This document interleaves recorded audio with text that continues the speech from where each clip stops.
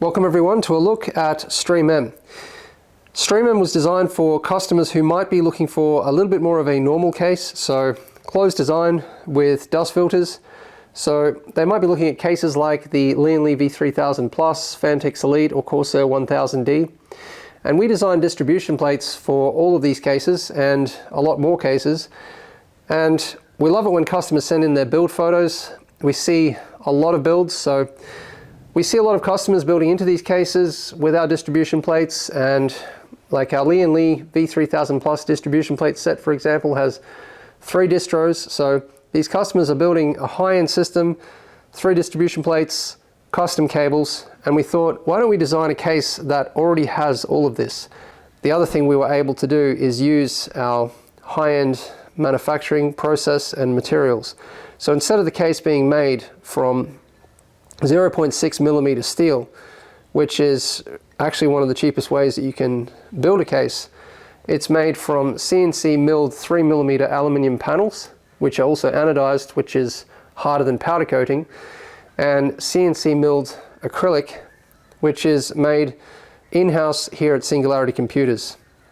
And we like to do as much as we can in-house, because then we can control the entire process. And probably the biggest benefit of in-house production is how rapidly you can evolve. You're not stuck with minimum order quantities, which if you outsource, you have large minimum order quantities.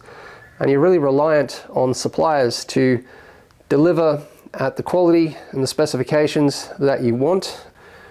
So there are 2 versions of StreamM, a single loop and a dual loop. The single loop only has the front distribution plate. The dual loop also has a rear one. So the single loop still has an acrylic backplate, it just doesn't have the integrated rear distribution plate. This is the dual loop version because it has 2 distribution plates which are separate pump reservoir combos, and they're for the D5. There is also a small version of Stream called StreamS, which we launched a while ago now. This is the gold version. You can get it in a lot of different colors.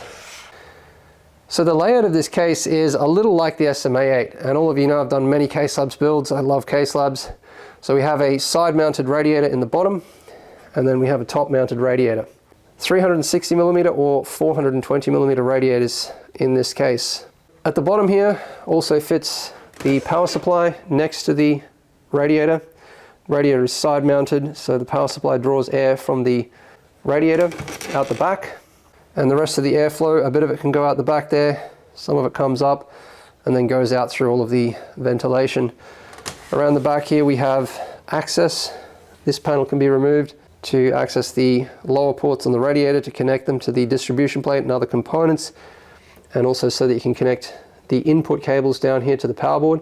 So these are actually the inputs here to the power board from the power supply.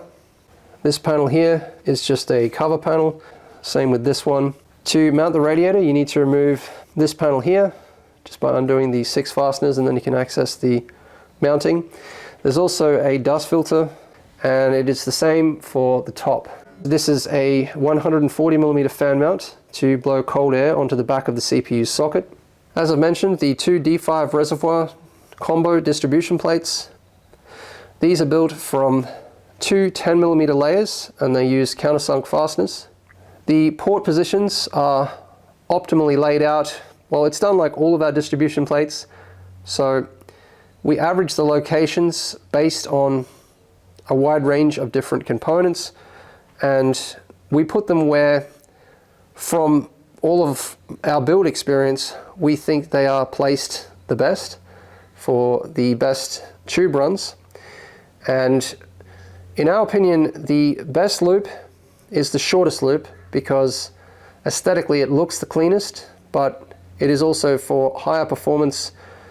Reducing complexity comes with a lot of other benefits, less points of failure and all of that. You know, we have to think about, when we build systems, we ship them all over the world. So we want them to be safely shipped, to last as long as possible without any issues. You know, high-end water-cooled systems are very complex. They have a lot of points of failure and a lot of things that can go wrong. So you don't want to be unnecessarily adding even more complexity by adding longer tube than is necessary. And so the purpose of distribution plates for us is to clean up and shorten the loop, reducing complexity, improving performance and function. Now, StreamM actually uses the Spectre 4 power board. I'm sure some of you have already recognized it. We did start designing a new power board for StreamM, but then we realized how many similarities there were due to the specifications. The components that we wanted to fit into this case were quite similar, and so we just decided to go with the Spectre 4 power board, even though StreamM is not as high-end. So it was something that we were able to fit into this case at this price point due to other aspects of this case not being as high-end as Spectre. The power board is a full solution for cables and cable management. So with the power board, you don't need custom cables that have been customized to length, to avoid using your stock PSU cables, which are the wrong length, messy, not sleeved. You receive linking cables which go from the power board out to the motherboard and GPU. So when you purchase the case, you can select between 3x8 pin PCIe or 12 VH power. And this here is the 24 pin and 8 pin EPS linking cables, which are 15 centimeter, which we find works very well with no excess cable mess for all the components. The cables are actually arched, so the inner lengths are shorter than the outer lengths, so that you have a nice curve on the cable when it's connected. It's very clean. Linking cables here for the PWM and ARGB to go from the motherboard to the power board inputs. This is a pump cable, so it goes from 4-pin ATX to Molex and SATA, so you can run your pumps from the power board. So you have all of the features of the Spectre 4 power board integrated: 24-pin, 8-pin EPS, PCIe, 12 VH power, PWM and ARGB hubs. The PWM hubs have our new temperature-based RPM control, and I'll put some links in the video description to where you can check out the full detail on all of this. I won't go into it in this video because I've already covered it. But basically you have potentiometers here for the different PWM channels where you are able to adjust the inbuilt RPM curves. You also have the 12-pin connector here for the power board controller add-on, which is now available. Dip switches here to turn off and on the ARGB and the UV lights. You have drive mounts on the back, which you are able to access through the rear cover panel here. This cover panel can be removed to access the rear mounted fan and the drives. Fill port here for the rear mounted distribution plate. The drain port is on the inside. You have a fill and drain port on the outside of the front one. You also have an extra port at the bottom for temperature sensor, drain port here or temperature sensor port, vertically mounted GPU, or you can do horizontally mounted. The screen is optional. This is a 1920 by 480 60 Hz IPS screen. Now there's a lot of color options for Stream. We did this for Stream S and Stream M. I have all of the color options here. So this is the stock one, which is satin black. So it's just a very lightly textured black. I would say it's closer to matte, but the texture gives it more of a satin look.